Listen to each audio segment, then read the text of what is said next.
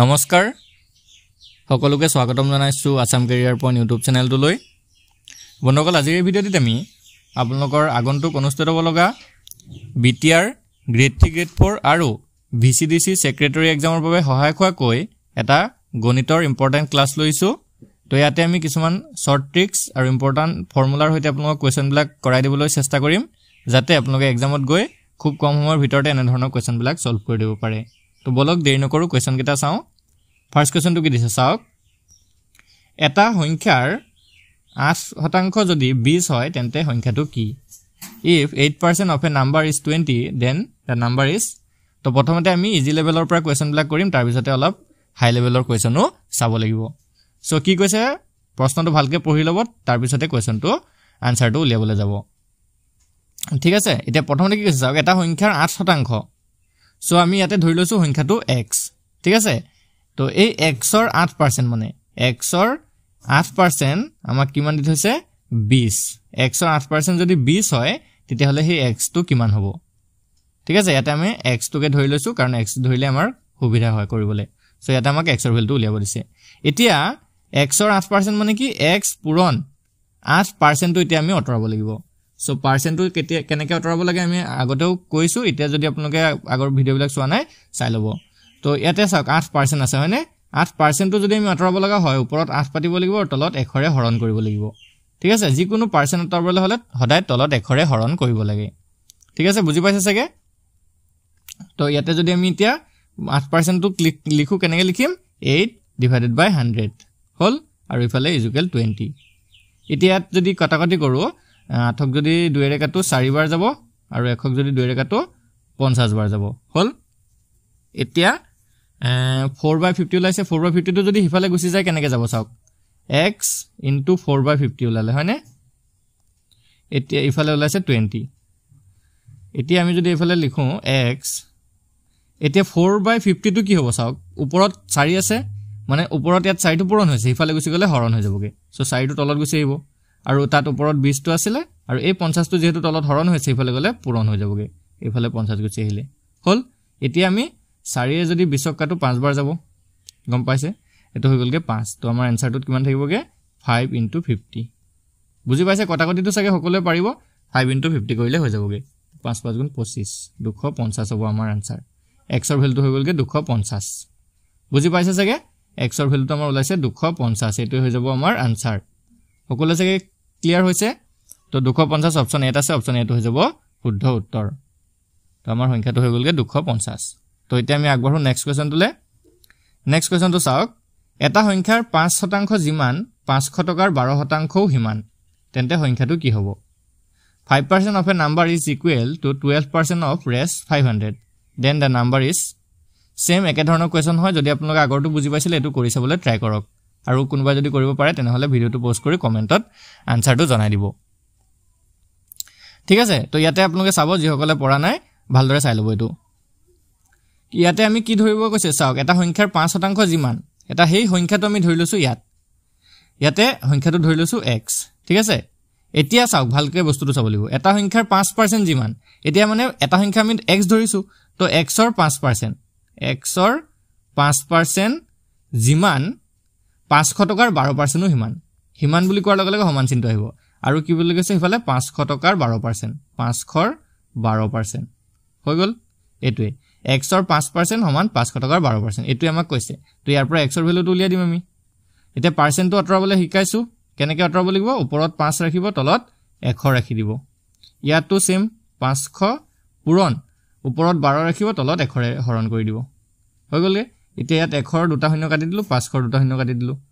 আৰু ইয়াত 5 এ 1ক যদি কাটো এটো 20 বাৰ যাব তো ইয়াত পালো আমি x/20 আৰু ইয়াত পাই গলগে 5 বাৰং 60 হলনে 5 বাৰং 60 সো এটো যদি x টোৰ তলত 20 আছে মানে হৰণ হৈছে ইফালে গুছি গলে পূৰণ হৈ যাবগে তো x ৰ ভ্যালুটো কিমান ওলাব x = 20 * 60 হ'বগে ইফালে গলে পূৰণে হ'ব ন 20 * 60 কৰিলে 2 * 12 1200 হ'ব এটো আনসাৰটো হৈ যাব আমাৰ 1200 অপচনত আছে অপচন বি আছে অপচন বি টো হৈ যাব শুদ্ধ উত্তৰ হৈ গল বুজি পাইছে চাগে একদমে সিম্পল কোৱেশ্চন হয় সো আপোনালোকে এবিলাকত কিন্তু পাজল নাখাব আপোনালোকে ভুল কৰি থৈ যাতে নাহে তো আগবাৰ নেক্সট কোৱেশ্চন টুলে চাওক কি কৈছে এজন মানুহৰ দৰমহা 4600 টকাৰ পৰা 5000 টকালৈ বৃদ্ধি হলে শতকৰা বৃদ্ধি কিমান হ'ব if a person's salary increases from res 4600 to 5000 what is the percentage of increase এটো কিন্তু ইম্পৰ্টেন্ট কোৱেশ্চন হয় এনেকুৱা ধৰণৰ কোৱেশ্চন আপোনালোকৰ লাভ লোকচানটো আহে সো লাভ লোকচানটো আমি কৰিম লগতে এই কোৱেশ্চনটো কৰি লওক কি কৈছে প্ৰথমতে তেওঁৰ দৰমহা আছিল এজন ব্যক্তিৰ দৰমহা আছিল প্ৰথমতে 4600 টকা তাৰ পিছত কিমান বাঢ়ি পিনে কিমান হলগে বাঢ়ি পিনে হৈ গলগে 5000 টকা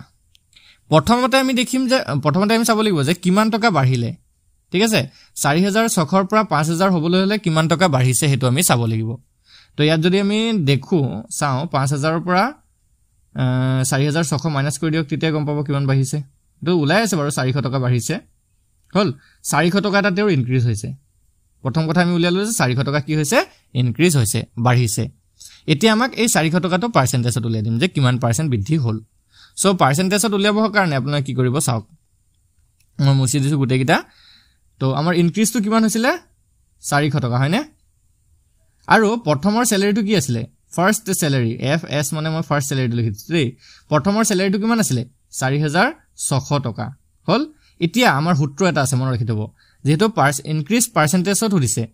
হয় নহয় এতিয়া ইনক্ৰিজ পাৰ্সেন্টেজটো মই আই পাৰ্সেন্ট বুলি লিখিছো ইনক্ৰিজৰ পাৰ্সেন্টেজটো উলিয়াবলৈ কাৰণে আপোনালোকে ওপৰত ইনক্ৰিজটো লিখিব লাগিব তলত ফাৰ্স্ট স্যালাৰিটো লিখিব লাগিব প্ৰথম স্যালাৰিটো কিমান আছিল হেতু আৰু তাৰ লগত 100% এৰে পূৰণ কৰি পেলাব এই সূত্ৰটো কিন্তু মনত ৰাখি থব ঠিক আছে ইনক্ৰিজ পাৰ্সেন্টেজ যদি আপোনালোকৰ উলিয়াব দিয়ে ওপৰত আপোনালোকে ইনক্ৰিজটো লিখিব লাগিব মানে কিমান টকা বৃদ্ধি হৈছিল তাৰ পিছত তলত ফাৰ্স্ট স্যালাৰিটো লিখিব লাগিব ইয়াতে ফাৰ্স্ট স্যালাৰি হৈছে 4600 টকা আৰু তাৰ লগতে 100% এটাই পূৰণ কৰি পেলাব 100% এ পূৰণ কৰি পেলাব সো ইয়াত যদি আমি এটা বহুৱাই দিও ওপৰত 400 বহিব তলত 4600 বহিব আৰু ইফালে 100% এটা 100 ৰ দুটা জিৰো কাটি দিলো ইয়াত 4600 দুটা জিৰো কাটি দিলো এতিয়া ওপৰত হৈ গলগে 400 তলত হৈ গলগে 46 এতিয়া দুইৰে যদি কাটো 400 দুইৰে কাটিলে 200 হ'ব আৰু 46 ক দুইৰে কাটিলে 23 হ'ব এতিয়া সিম্পল 200 ক 23 এ ডিভাইড কৰি দিওক এটো সাইড পইণ্টত ওলাব আনসাৰটো 200 ক যদি 23 এ ডিভাইড কৰে 8 পইণ্ট এটো আপোনালোকে কৰি চাব 8.69 সামথিং ওলাই 8.69% যেটো আমি এপ্ৰক্সিমেট 8.7% বুলিও ধৰিব পাৰো আৰু আমাৰ এপ্ৰক্সিমেট আনসাৰটো দি আছে 8.7% হল 8.7% অপচন এ দিছে তো অপচন এটো হৈ যাবগে শুদ্ধ উত্তৰ তো আশা কৰিছো বুজি পাইছে যদি বুজি পাইছে আপোনালোকে ভিডিওটো টিএস এটা কমেন্ট কৰি দিব তে আমি গম পাম যে আপোনালোকে সকলোৱে বুজি পাইছে তো নেক্সট কোৱেশ্চন কিটা সোৱাৰ আগতে আপোনালোকক আৰু এটা কথা জনাই থওঁ আমি বিটিআৰ গ্ৰেড 3 গ্ৰেড 4 আৰু ভিসিডিসি এক্সামৰ কাৰণে কিছুমান ইম্পৰ্টেন্ট পিডিএফ নোটস আপোনালোকৰ বাবে লৈছো আৰু কোৰ্স এটাও লৈছো তো ইয়াতে আপোনালোকে বিটিআৰ ৰিলেটেড ইম্পৰ্টেন্ট কোৱেশ্চন বিলাক পিডিএফ ৰূপত পাই যাবগে লগতে আসাম জিকেৰ ভিতৰতে আসাম হিষ্ট্ৰি আসাম জিঅগ্ৰাফি বা আসাম আৰ্ট এণ্ড কালচাৰ সকলো বিলাক ইম্পৰ্টেন্ট পিডিএফ নোটস পাই যাব লগতে সায়েন্সৰ আৰু মেথছৰ আৰু ৰিজনিং আৰু ইংলিশ গ্ৰামাৰ এই আটাইকিটা সাবজেক্টৰ ইম্পৰ্টেন্ট পিডিএফ নোটস বিলাক আপোনালোকে ইয়াতে পাই যাবগে এই কোৰ্সটো 299 হয় তো 299 ত আপোনালোকে এক্সামৰ আগলৈকে কোৱেশ্চন বিলাক আৰু ইম্পৰ্টেন্ট মেটেৰিয়েলস বিলাক পাই থাকিব আৰু কাবাৰ যদি ভিসিডিসি এক্সামৰ কাৰণে কেৱল নোটস বিলাক লাগে তেতিয়া হলে 199 পে কৰিলে হ'ব 199 ত আপোনালোকক গুটে পিডিএফ বিলাক দি দিম তো যদি প্ৰয়োজন হয় স্ক্ৰিনত এটা নাম্বাৰ দেখিছে সেই নাম্বাৰটোত আমাক হোৱাটছএপত মেছেজ কৰি জনাই দিব যে আমাৰ বিটিআৰৰ নোটস বিলাক প্ৰয়োজন হয় তো আমি আপোনালোকক পঠাই দিম ঠিক আছে তো আগবাৰ হইতে আমি নেক্সট কোৱেশ্চন তুলে তো যাৰ যাৰ লাগে আপোনালোকে মেছেজ কৰিব হোৱাটছএপত মেছেজ কৰিব এতিয়া চাওক নেক্সট কোৱেশ্চনটোত কি দিছে এটা শ্ৰেণীৰ 80 জন ছাত্ৰ-ছাত্ৰী উত্তীৰ্ণ হ'ল আৰু বাকি অনুত্তীৰ্ণ হ'ল যদি 80% অনুত্তীৰ্ণ হয় তেন্তে শ্ৰেণীটোত মুঠ ছাত্ৰ-ছাত্ৰী কিমান আছিল 80 students in a class passed and the rest failed if 80% fail what is the total number of students in the class কোৱেশ্চনটো কিন্তু অলপ ভালদৰে চাব ইয়াতে অলপ পাজল লগাবলে কোৱেশ্চনটো অলপ খেলিমেলিকে দিছে খেলিমেলি মানে অলপ পাজল লগাই দিছে তো ভালকে কিন্তু চাব কি কৈছে এটা শ্ৰেণীৰ 80 জন ছাত্ৰ-ছাত্ৰী কি হল উত্তীৰ্ণ হল 80 জন ছাত্ৰ-ছাত্ৰী কি হল পাস হল আকৌ কি কৈছে যদি 80% অনুত্তীৰ্ণ হয় পাৰ্সেন্টেজ হিচাপত যদি আমি চাবলৈ যাও 80% ফেইল হল চাওক অনুত্তীৰ্ণ হল 80% ফেইল হল ভালকে চাব দে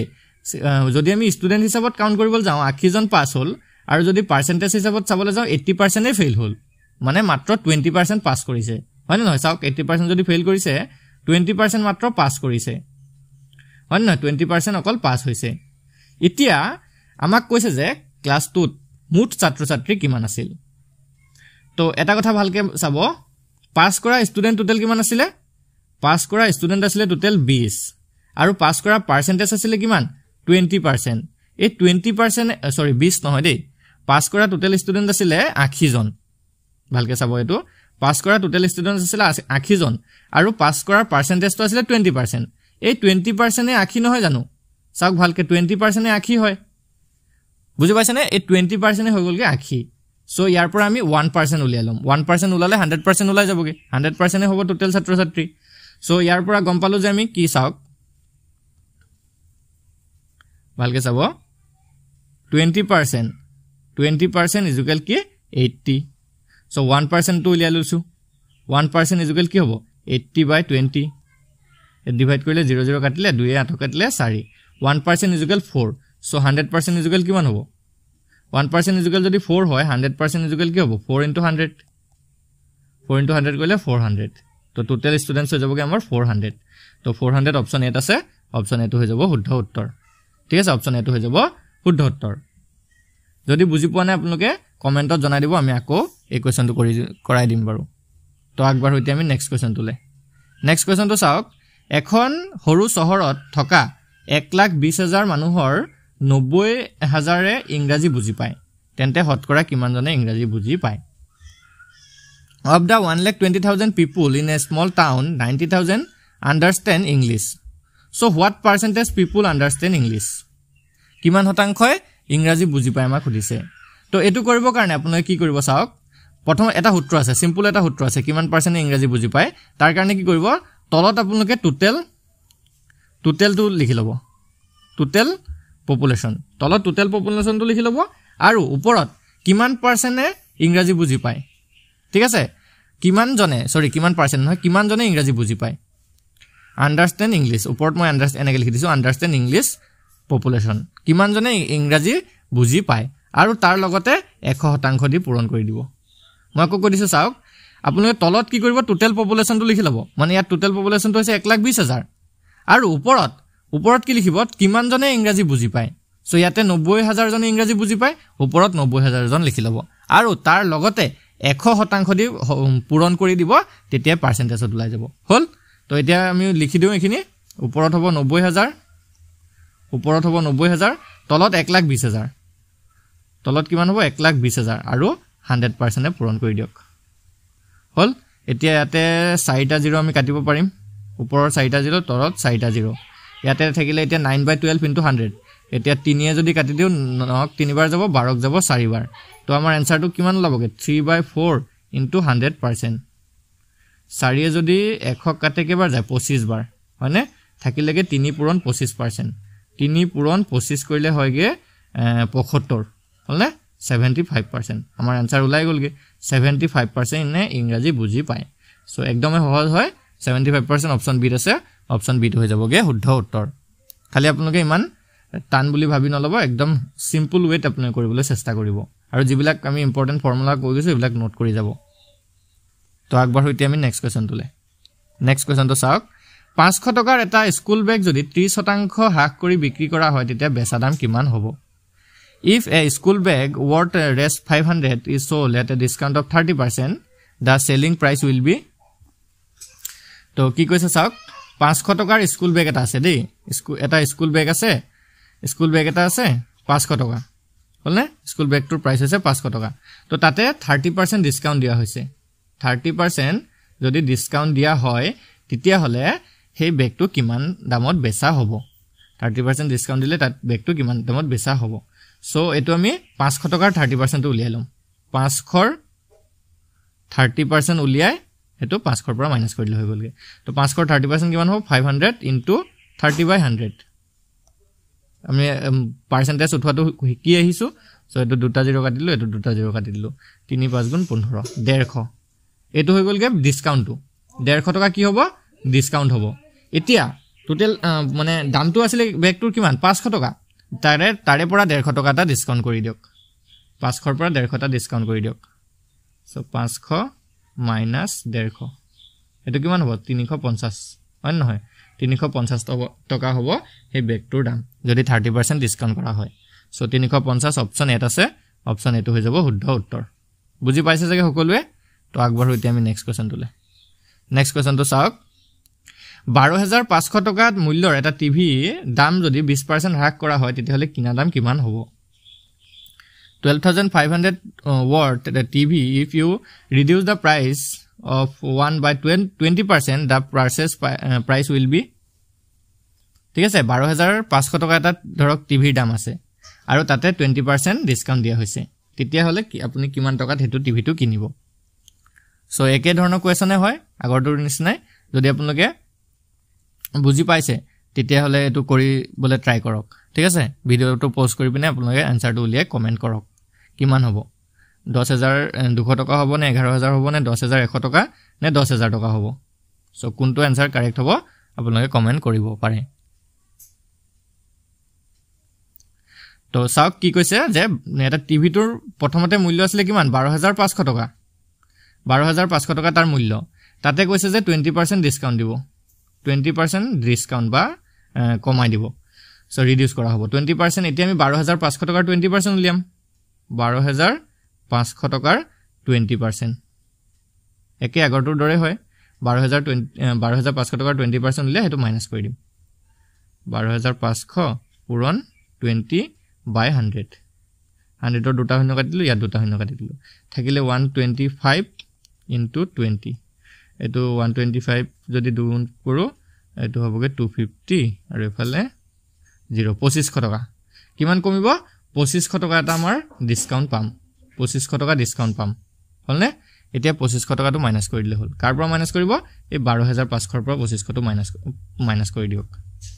তো এটো 12500 আৰু এটো 2500 মাইনাস কৰি দিওক সিম্পল 0 0 0 0 1 10000 তো আমাৰ টিভিটোৰ মূল্য ওলাই গলগে 10000 টকা সো 10000 টকা অপচন কোনটো আছে চাওক অপচন ডি আছে অপচন ডি টো হৈ যাবগে শুদ্ধ উত্তৰ অপচন ডি টো হৈ গলগে শুদ্ধ উত্তৰ বুজি পাইছে যে সকলোৱে সো আগবাঢ়ো আমি এতিয়া নেক্সট কোৱেশ্চন তুলে নেক্সট কোৱেশ্চন তো চাওক কি দিছে ইম্পৰ্টেন্ট কোৱেশ্চন হয়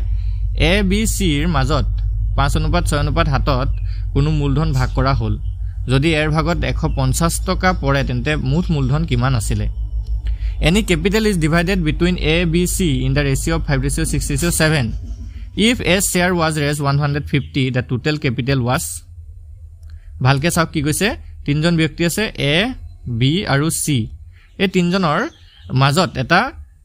মূলধন কিবা এটা মূলধন আছে আৰু সেই মূলধনটো কি অনুপাতত ভাগ কৰিছে 5:6:7 ভাগ কৰা হৈছে হল আৰু এৰ ভাগত কিমান টকা পৰিছে বুলি কৈছে এৰ ভাগত 150 টকা পৰিছে বুলি কৈছে তেতিয়া আমাক কৈছে যে মুঠ মূলধন কিমান আছিল বা মুঠ টকা কিমান আছিল সো আমি এৰ ভাগৰটো 5x বুলি ধৰি লওঁ বিৰ ভাগৰটো 6x বুলি ধৰি লওঁ আৰু চিৰ ভাগৰটো 7x বুলি ধৰি লওঁ ঠিক আছে এতিয়া টোটালটো উলিয়াই দিওক কিমান হ'ব 5:6 11 হাতে 18 তো টোটালটো আমি গম পাই গলো 18x হলনে 18x হ'ব টোটাল মূলধনটো আকৌ এৰ ভাগত কিমান আছে বুলি কৈছে 150 টকা এৰ অনুপাতটো কিমান হয় 5x তো 5x ইকুৱেল আমি কিমান পালো 50 ইয়াৰ পৰা আমাৰ আনসাৰটো ওলাই যাব 5x ইকুৱেল 150 চাওক 5x এৰ অনুপাতটো আছিল 5x আৰু এৰ ভাগত টকা আছিল 150 তো 5x ইকুৱেল 150 ইয়াৰ পৰা x ৰ ভ্যালু উলিয়াই দিওক 150 ডিভাইডেড বাই 5 5 15 যাব 3 বাৰ 30 তো x ৰ ভ্যালু ওলাই গলগে 30 তো টোটাল আছিল কিমান 18x তো 18 into 30 কৰি দিলে আমাৰ মূলধনটো টোটালটো ওলাই যাবগে তো এতিয়া যদি আমি 18 আৰু 30 পূৰণ কৰি দিও কিমান হ'ব চাওক 18 আৰু 3 পূৰণ কৰি দিলে ওলাই যাব 8 3 গুণ 24 ৰ 4 কৰিলে 2 3 গুণ 3 4 5 54 তো এটো 54 আৰু এটা 0 বহাই দিও 540 হৈ যাবগে আমাৰ আনসাৰ টোটাল ক্যাপিটালটো আছিল 540 অপচন ডি টো হৈ যাবগে কাৰেক্ট আনসাৰ 540 ঠিক আছে বুজি পালে সকে তো ইয়াৰ পৰা যেতিয়া x ৰ ভ্যালুটো আপোনালোকে উলিয়া দিব যেনেকে ইয়াতে x ৰ ভ্যালুটো আমি পালোগে 30 হয় নহয় x ৰ ভ্যালু 30 সো ইয়াতে এতিয়া b ৰ ভাগত কিমান পৰিছিল হেতু উলিয়াব পাৰিব বা c ৰ ভাগত কিমান পৰিছিল হেতু উলিয়াব পাৰিব কাৰণ এক্সামত আপোনালোকৰ যে মুঠ মূলধনটোৱে উলিয়াব দিব তেনেকুৱা কোনো কথা নহয় আপোনালোকৰ b ৰ ভাগটো উলিয়াব দিব পাৰে বা c ৰ ভাগটো উলিয়াব দিব পাৰে সো বুজি পালে সকে এতিয়া নেক্সট কোৱেশ্চনটো লাগবাৰহু নেক্সট কোৱেশ্চনটো চাওক একে কোৱেশ্চন হয় এনে ধৰণে ABC এটা অংশীদাৰী ব্যৱসায়ত 4800 টকা লোকচান কৰিলে হিহঁতৰ লোকচানৰ অনুপাত আছিল 3:2:1 তেনেহলে এৰ লোকচানৰ পৰিমাণ কিমান হ'ব ABC made a loss of 4800 in a partnership business if their loss ratio is 3:2:1 the loss of A is কি কৈছে ভালকে কোৱেশ্চনটো পঢ়ি দিলে চাগে যে তিনজন বন্ধু আছিল ABC এতিয়া তিনজন বন্ধুৱে এটা বিজনেস কৰিলে য'ত তেওঁলোকে 4800 টকা লছ কৰিলে হলনে তেওঁলোকৰ আকৌ লছৰ অনুপাতটো এনেকুৱা আছিল A 3 অনুপাত লছ কৰিলে B এ দুভাগ লছ কৰিলে আৰু C এ এভাগ লছ কৰিলে সো ইয়াৰ পৰা আমি কি লিখিলাম এৰ ভাগটো হৈছে 3x B ৰ ভাগটো 2x আৰু C ৰ ভাগটো x বুলি লিখি লৈছো ঠিক আছে তো ইয়াতে টোটালটো যদি আমি চাবলৈ যাও টোটালটো কিমান 3 * 5 = 6 6x টোটালটো আছিল 6x সিহঁতৰ আৰু টোটাল লছটো কৰিছিল হেতি কিমান অনুপাতত যদি চাবলৈ যাও 6x আৰু লছটো আছিল 4800 তো এইটোই আমাৰ হয় 6x = 4800 এতিয়া ইয়াৰ পৰা x ৰ ভ্যালুটো উলিয়াই তাৰ পিছত আমাক যেটো উলিয়াব দিছে এৰ লোকচানৰ পৰিমাণটো দিলে পাৰিম b টো দিলেও পাৰিম সো x ৰ ভ্যালুটো এনেকুৱা হ'বগে 4800 divided by 6 6 8 গুণ 48 800 টকা এৰ ভ্যালু হৈ গলগে সৰি x ৰ ভ্যালু হৈ গলগে 800 x ৰ ভ্যালু কিমান পালো আমি 800 যদি পালো এতিয়া আমাক খুদিছে যে a কিমান টকা লোকচান কৰিছিলে তো এৰ কিমান আছিল এৰ টো আছিল 3x এৰ টো আছিল কিমান এৰ লোকচানটো আছিল 3x তো 3x মানে কিমান হ'ব 3 * 800 3 * 800 3 * 800 হলে হৈ যাব 2400 এ লোকচান কৰিছিলে অপচন এ টো হৈ যাবগে শুদ্ধ উত্তৰ ঠিক আছে 2400 টকা এ লোকচান কৰিছিলে যদি বি টো হুদিলেতেন তেতিয়া 2x হলতেন সি টো হুদিলে অকল 800 টকা হলতেন x এ হলতেন সো এনেকে আপোনালোকে কোৱেশ্চন ব্লক কৰিব পাৰিব তো আজি ভিডিওত আমি এইকিটা কোৱেশ্চন আলোচনা কৰিলো যদি এই কোৱেশ্চন কিটা আপোনালোকে বুজি পালে তেনেহলে ভিডিওটো লাইক কৰি দিব আৰু চেনেলটো সাবস্ক্ৰাইব কৰি ল'ব আৰু যদি বুজি পোৱা নাই তেনেহলে আপোনালোকে কমেন্টত জনাব আমি আকৌ আপোনালোকক বুজাই দিবলৈ চেষ্টা কৰিম ধন্যবাদ